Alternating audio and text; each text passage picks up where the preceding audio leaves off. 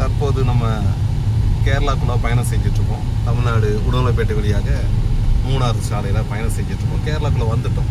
கேரளாக்குள்ளே பசுமையாக இருக்கானா இருக்குது தான். ஆனால் இருந்தபோதும் முன்பை காட்டிலும் கடந்த சில ஆண்டுகள் ஒரு 10 ஆண்டுகளுக்கு முன்னாடி இருந்ததை விட தற்போது அந்த பசுமை இல்லை, ரொம்ப குறைவான பசுமை தான். காரணம் என்னென்னா, பொதுவாக மே மாத இறுதியிலேருந்து இது இங்கே வந்து பருவக்காற்று ஆரம்பிச்சிடும். தென்மேற்கு பருவக்காற்று, அதை தொட்டி இங்கே பெருமழை இருக்கும். தமிழ்நாடுகளில் சாரல் மழை இருக்கும் கேரளா பார்டர் ஒட்டி. ஆனால் இந்த வருடம் 2026 அந்த போக்கு 85% குறைஞ்சிருக்குன்னு அனைத்து ஆய்வுகளும் வெளியிட்டாங்க.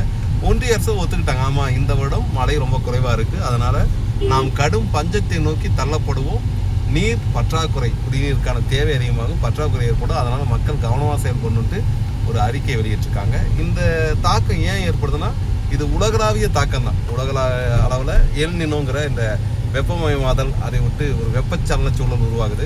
இந்த சலன சூழல் உருவானவே என்னாகுன்னு பார்த்தீங்கன்னா, இயற்கையாகவே மழையை இது பொய்த்து போக வைக்கும். மழையை குறைய வைக்கிறதுல பொய்த்து போகவே வச்சிடும். ஒரு வருடத்துக்கு ஒரு 100 சென்டிமீட்டர் பெய்ய வேண்டிய மழைங்கிறது இந்த எல்நிலை சூழ்நிலால அந்த வெப்பக்காற்று என்ன பண்ணால் மேகங்களை உறிஞ்சி எடுத்து அந்த இடத்துல இருக்க ஈரப்பதத்தை காலி பண்ணும். அதன் மூலம் மழை பெய்வதற்கான வாய்ப்பை முற்றிலும் பொய்மையாக்கிடும். மழை பொழிகிறது குறைவானே உங்களுக்கு தெரியும். இயற்கை சூழல் பாதுகாப்புறதுக்கு தேவையான நீர் கிடைக்காது. அதே போல் குடிநீர் பற்றாக்குறை கண்டிப்பாக வரும்.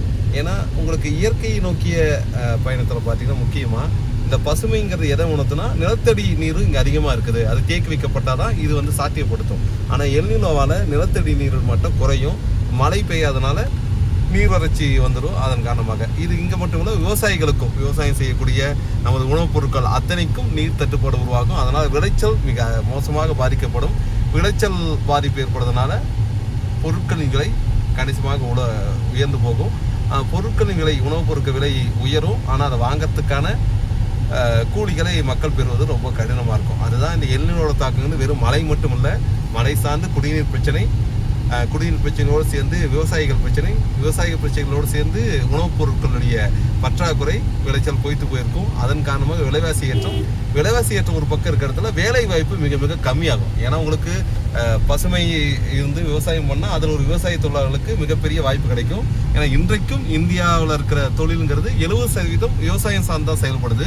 ஸோ அந்த விவசாயம் சார்ந்த பொருட்களாக இருக்கக்கூடிய அந்த வேலைகள் எல்லாம் குறையும். அது வயல் வேலையாக இருக்கலாம், இல்லை வரப்பு வேலையாக இருக்கலாம், இல்லை நீர்ப்பாசன வேலையாக இருக்கலாம், இல்லை பொருட்கள் அந்த விவசாய பொருட்களை கொண்டு செல்லக்கூடிய வாகனங்களாக இருக்கலாம். இப்படி அனைத்து வேலைகளிலும் இந்த வேலை தட்டுப்பாடு ஏற்படும். அதே போல் கூலி தட்டுப்பாடு ரெண்டும் வரதுனால எதிர்காலத்தில் இந்த எல்நினோ தாக்கங்கள் அனைத்தையும் தாக்கும். இந்த எல்நினோவுக்கு பல்வேறு காரணங்கள் கூறப்பட்டாலும் இயற்கையை நாம் பாதுகாக்கவில்லை என்பதை கடந்த ஒரு 50-60 ஆண்டு காலமாக சுற்றுச்சூழல் விஞ்ஞானிகள் பலமுறை வலியுறுத்தியும், இந்த முதலாளித்துவ நாடுகள் அமெரிக்காவாகட்டும், ஐரோப்பா, இவங்கெல்லாம் அவர்களுடைய இடத்தில் ஒரு குறைந்தபட்சம் இயற்கையை பாதுகாத்து அங்கே தப்பிச்சுக்கலாம் நினைச்சாங்க.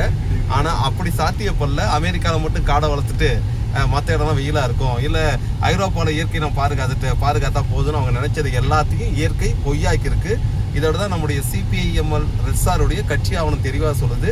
அது முக்கிய முரண்பாடாக 5வது முரண்பாடாக என்ன முன்வைக்கிறாங்கன்னா, இயற்கைக்கும் முதலாளித்துவ சுரண்டலுக்கும் எதிரான முரண்பாடு தான். ஏன்னா முதலாளித்துவம் என்ன நினைச்சிட்டு இருக்குன்னா, நம்முடைய இடத்த மட்டும் பாதுகாத்து வச்சுக்கிட்டா போதும், இது எங்கனாலும் இயற்கை எவ்வளோ நாளும் சுரண்டைக்கெல்லாம் முடிவெடுத்து அவங்க செஞ்ச செய்கோட செயல்பாடு இன்றைக்கு ஒரு நாடு அல்ல, ஒட்டுமொத்த உலகமே இந்த எல்நினோவை மிக கடுமையாக எதிர்நோக்கி கொண்டிருக்கிறது. நமக்கு சமீபமாக தெரியும், ஐரோப்பிய நாடுகள், அவ்வளோ குளிர் இருக்கிற நாடுகளில் கூட கடுமையான வெயில் தாக்கம் 40 டிகிரி 42 டிகிரி நம்ம சென்னையில் அடிக்கிற அளவுக்கு வெயில் அங்கே அடிக்குது. அந்த வெயிலை பிரான்ஸோ ஜெர்மனியோ இதுக்கு முன்னாடி பார்த்ததே கிடையாது. கடந்த ஒரு 70 ஆண்டுகளில் முதல் முறையாக பார்க்கும்பொழுது அவர்கள் அந்த வெயிலை எதிர்கொள்வதற்கு என்ன செய்யறது தெரியாமல் முடிக்கிறாங்க. அரசு எல்லா இடத்துலையும் தண்ணீர் லாரி வச்சு தண்ணீர் பீச்சு அடிக்குது. அப்படி இருந்தும் அந்த சாலைகள், ஐரோப்பிய சாலைகள் வெயிலின் காரணமாக உருக ஆரம்பித்திருக்கிறது.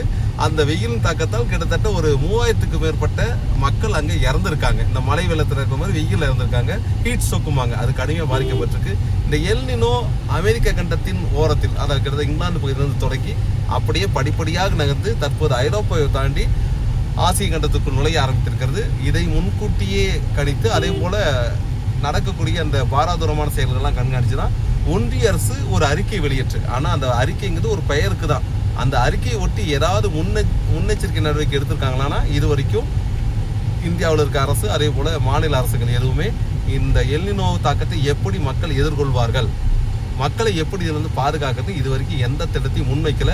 வெறும் அறிக்கை மட்டுமே மக்களை பாதுகாத்து விடும் அப்படிங்கிற அளவுக்கு நாங்கள் என்னங்க பண்ணுவோம், நாங்கள் பார்த்துட்டோம், அறிக்கை கொடுத்துட்டோம், அவ்வளோதானே எங்களால் செய்ய முடியும்னு இயற்கையை காரணம் காட்டி இந்த முதலாளித்துவ அரசுகள் தப்பித்து கொள்ள பார்க்கின்றன. ஆனால் இயற்கையை பாதுகாத்தால் மட்டும்தான் மனித வாழ்வு இங்கே சாத்தியப்படும் என்பதை மீண்டும் மீண்டும் வலியுறுத்தும் வகையில் இயற்கை தன்னுடைய செயலை காட்ட துவங்கி இருக்கிறது.